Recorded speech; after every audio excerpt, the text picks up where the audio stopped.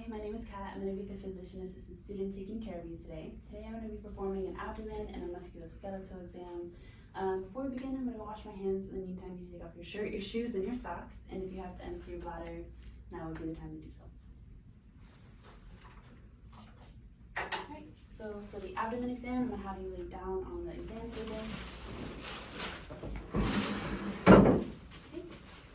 And you pull your hands further down.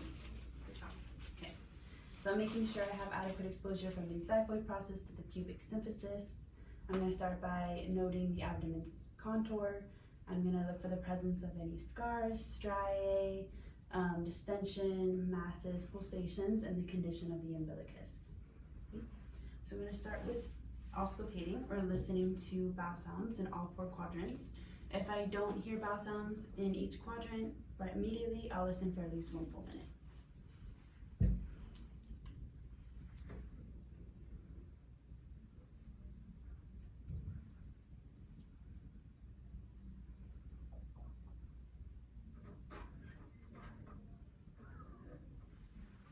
Alright, normal active bowel sounds were heard in all 4 quadrants.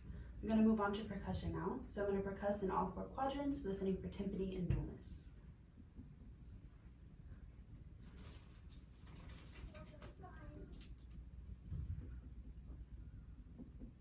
Okay. I'm going to percuss your spleen now for splenic enlargement. So I'm going to locate underneath the lowest intercostal space along the anterior axillary line. So for this, I just want you to take a deep breath in and then a deep breath out, and then I'm going to percuss the whole way. Okay, go ahead.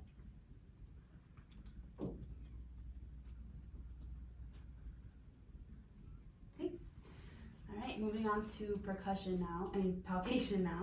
Are you in any pain? Okay. If you were, I would ask you to point to where your area of pain was and save that area for last. Okay. I'm going to just start by lightly palpating the abdomen, looking for any signs of distress on your face and any superficial masses. Okay. Moving on to deeper palpation, I'm going to palpate deeper, still looking for any signs of distress on your face and any deep masses. Okay. So next thing for palpation is I'm going to place one hand underneath your right upper quadrant. I'm going to palpate for splenic enlargement, tenderness, and masses. So I'm going to ask you to take a deep breath in. Okay. And then a deep breath out. Okay. I'm going to move on to the left upper quadrant now, placing my hand underneath there. I'm also going to be palpating for splenic enlargement. So same thing, just take a deep breath in. Okay. And then a deep breath out. Okay. Good.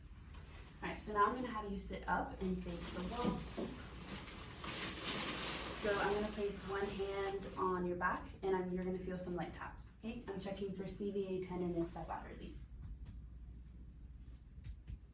All right, and now I'm going to perform a rectal exam.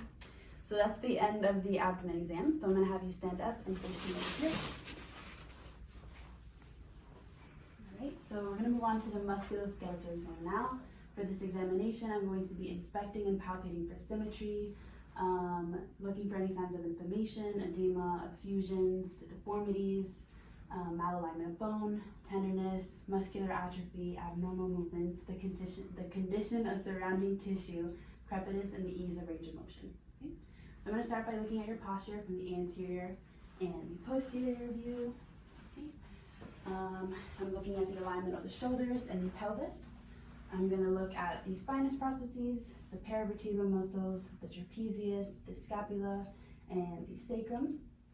I'm going to move to the lateral side of your posture now, looking for the lordotic and the kyphotic curvatures. Okay. I'm going to move on to palpating your spine now, okay? So I'm going to palpate, move your hair a little bit, the spinous processes.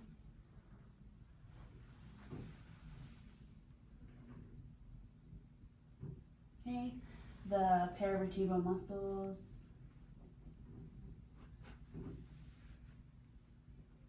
All right. I'm going to palpate the sacrum and then the sacroiliac joints.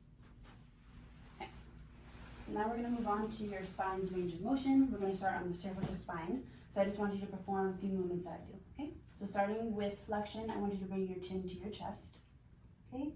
Extension, bringing your head all the way back as far as you can go, going back to midline, and just look towards your left and your right. Okay, so that's a left and right rotation. For lateral bending, I want you to bring your ear towards your shoulder. Okay, other side.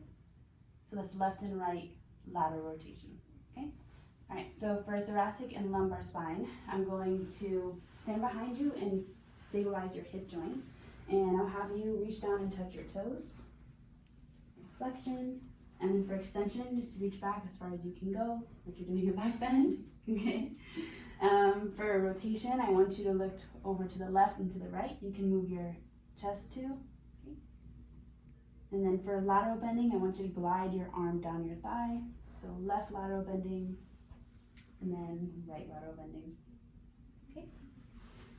All right, we're gonna move on to inspecting the upper extremities now. I'm gonna start by inspecting, and then I'll move on to palpation. So I'm gonna start with one arm and then move on to palpation on the other side, okay? All right, so I'm inspecting the clavicles, the acromioclavicular joint, the proximal head of the humerus, and the scapula. I'm looking at the area over the arms, the antecubital fossa, medial and lateral condyles, the olecranon process, and the proximal head of the radius, the forearm, looking at the radial and the ulnar styloid, the carpal bones, you can spread your fingers for me, looking at the anatomical snuff box, the metacarpals, and then the individual interphalangeal joints. Okay, now I'm going to move on to palpating everything I just named. Okay, starting at the clavicle, acromioclavicular joints, the bicipital groove or intertubercular groove with the tendon, okay, the area over the arm, the medial and the lateral epicondyles, the proximal head of the radius, the olecranon process, the area over the forearms, the radial and the ulnar styloids, the carpal bones, and then spreading your fingers, palpating the anatomical snuff box, the metacarpals, okay, and now the individual interphalangeal joints. All right, and then I would do everything the same on this arm, but we're gonna move forward, okay? All right, so since we palpated all that, I'm gonna move on to range of motion now. For range of motion, we're gonna start on our shoulders. So same thing like before, just repeat the movements that I do, okay? So for flexion, I want you to bring your arms up, okay? Extension, bring it all the way behind you. All right, so abduction, I want you to bring your arms away from you, all the way up. And then adduction, bringing it back down, crossing at the midline, okay?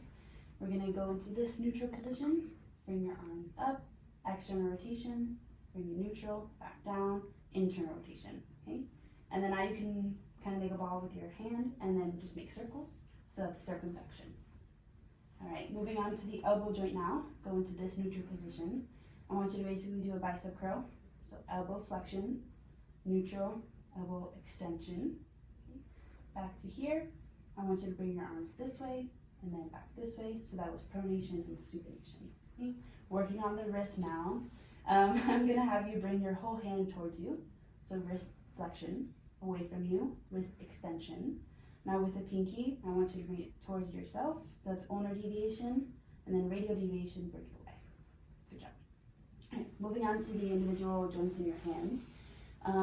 Just basically perform what I do. So starting with thumb flexion, finger flexion, finger extension, thumb extension. You can bring your fingers together, spread them apart. So that's thumb adduction, not thumb, finger adduction, finger abduction. Okay, you can turn it to the side. Bring your thumb away. So thumb abduction, bring it back down, thumb adduction, flip it back this way. And now you can touch each of your fingers with your thumb. A thumb opposition. Okay, so that concludes the upper extremities. We're going to move down to the lower extremities now. So I'll have you lay back down on the exam table. All right, we're going to start with inspection. So I'm going to start at the hip joints. I'm going to be looking at the hip joints, the greater trochanter, the anterior superior iliac spine, moving down to the thighs and the knees, looking at the medial and the lateral condyles, the patella, patellar tendon, tibial tuberosity. I'm looking at the calves now, okay? And then for the ankle, I'm looking at the Achilles tendon, looking at the tarsal bones, the medial and the lateral malleoli, the metatarsals, okay, metatarsals, and then each of the individual's toes, interphalangeal joints, okay? So basically, we're going to go on to palpation and palpating everything we just named. So at the hip, starting at the hip joint, the greater trochanter, the anterior superior iliac spine, palpating the thighs now, and moving on to the knees, palpating the medial and the lateral femoral condyles bilaterally, the patella, patellar tendon, the tibial tuberosity, the calves. Okay, now onto the ankle, palpating the Achilles tendon, okay, the calcaneus, the medial and the lateral malleoli, the rest of the tarsal bones, okay, the metatarsals, okay.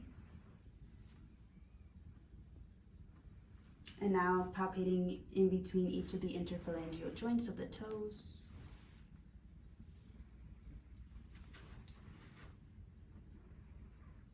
All right, so that's palpation. We're now gonna do range of motion of your hip and your knee. So I'm gonna move your hip and knee in different directions, and I'll name the actions that I'm doing. So I'm gonna start by bending your knee. So that's gonna be knee flexion, bending into your hip, so hip flexion. I'm gonna bring your knee out. So that's external rotation, internal rotation. Okay, extending your leg back down. So knee extension. I'm going to stabilize your hip. I'm doing hip abduction. Okay, hip adduction. Now I'm going to do everything again on this side. So I'm going to come on this side now. All right, I'm going to start by bending your knee. So knee flexion, hip flexion, external rotation, internal rotation, knee extension. We're going to start with hip abduction, hip adduction, and putting it back down. Now I'm going to ask you to turn on your side. You can face this wall to start. You can hold on to the exam table if you need. I'm just going to do knee extension. So I'm going to bring your leg back. All right, and then once again on the other side.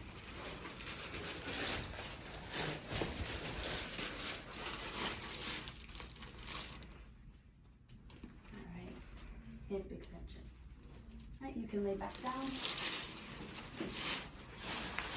And then we're going to do your ankle now. So I'm going to be doing range of motion on the ankle. So I'm going to start by dorsiflexion, plantar flexion.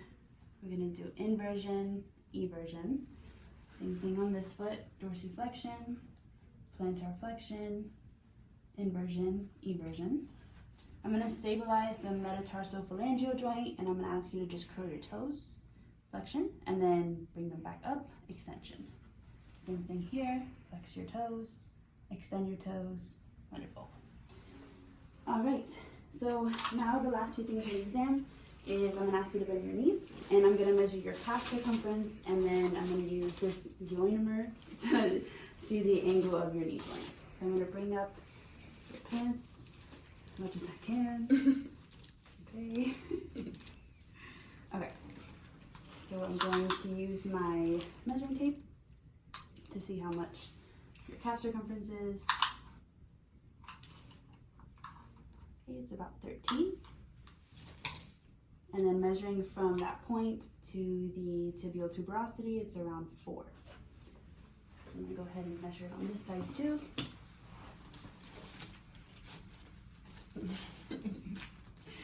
Okay, same thing. Okay, it's about 13.